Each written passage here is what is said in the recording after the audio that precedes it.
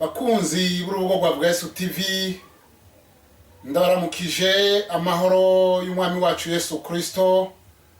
Ndabifurije igitondo ciza canke umugoroba mwiza bivanye aho mu wese aherereye, igihugu aherereyemwo, kuko hari bamwe ubu bukeye, abandi akaba ari mwijoro, abandi akaba ari ku mugoroba.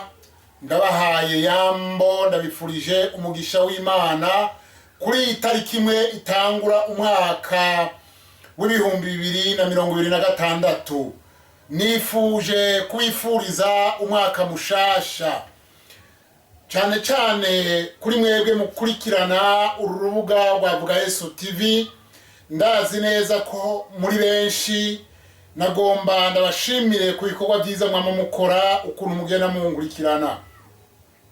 Hari bamwe bashigikira mu buryo ubu cyangwa ubundi, rero nagomba mukomeze kunshigikira, kumfata mu mugongo uko Imana ibashoboje. Rero nagira ndabifurize umwaka mushasha, umwaka mushasha muze mugiremwo amahoro n'imigisha, muze mutere imbere mu bikorwa byanyu mukora. Imana izikomeze kubahezagira, na cyane cyane ndabifurije kugira ngo muze mukomeze gutera imbere mu buryo bw'impwemu, muze mukomeze kwagukirwa mu buryo bw'impwemu. Imana izikomeze kubahezagira. Ndabifurije umwaka mwiza, uzubabere umwaka w'amahoro, uzubabere umwaka wo kugubwa neza mu buzima bwanyu. Reka nongere nifurize umwaka mushasha abari kure n'abari hafi, abari mu gihugu cy'u Burundi, Imana ikomeze kubahezagira. Abankurikirana bari mu gihugu cya Kongo, Imana ikomeze kubahezagira. Abankurikirana bari mu gihugu cya Tanzania, Imana ikomeze kubahezagira. Abari mu gihugu cya Australia, Imana ikomeze kubahezagira. Abari mu gihugu cya Amerika, Imana ikomeze kubahezagira. Abari mu gihugu cya Canada, Imana ikomeze kubahezagira. Abari mu bihugu byose, Imana ikomeze kubahezagira. Ndabasabiye umugisha uva ku Mana, ndabasabiye umugisha uva ku Mana Data wa twese. Mukomeze kugubwa neza. Uyu mwanya mfashe akaryo keza ko kubifuriza umugisha w'Imana. Nagomba nshimire cyane cyane mu buryo budasanzwe, uburyo bw'umwihariko, aba bantu bakurikira. Hariho Bosco, hakabaho na Jackson. Aba bantu baramfasha mu buryo budasanzwe mu gukoresha uru rubuga. Hakaba na John.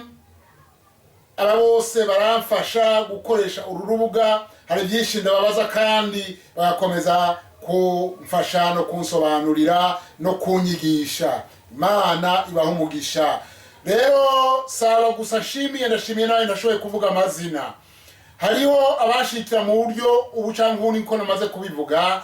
Abo bose Imana ikomeze kubagirira neza, Imana ibahezagire. Uyu mwaka mwese muze mukomeze kubona ikiganza c'Imana. Imana izikomeze kubagirira neza, Imana izikomeze kubaha umugisha, Imana izikomeze kubagura mu buryo bw'impwemu, Imana izikomeze kubagirira neza mu bikorwa byanyu. Mukomeze kugubwa neza, Imana ibahezagire. Nagomba ndabasabe mukomeze kunshigikira. Imana izobahezagiza ari ivyiyumviro byanyu, ari mu buryo bufadika. Nze nkomeze kubona imfashanyo yanyu canke support yanyu kugira ngo urubuga rukomeze kuja imbere. Mana ibahezagire. Ngomba ndabasengere mwese ariko barangurikirana, bakomeza kungurikirana. Mwibuke ushaka sabone kujya nyine mwara mubigira. Umwami abahezagire. Mwami Yesu, hezagira umwese akurikirana uru rubuga. Mwami ukomeze kumugirira neza. Ndakwinginze kugira ngo umwe wese kuco yakoze umugisha muri uyu mwaka. Data ukomeze kubagirira neza bose, ndabasengeye mu izina rya Yesu Kristo, ubwiza bwawe n'ubushobozi bwawe ukomeze kubana nabo, ico n'inganje nibikomeze kuba ivyawe, izina ryawe nirishingwe hejuru. Urakoze mwami Yesu, tubisenze mu izina rya Kristo Yesu, amen.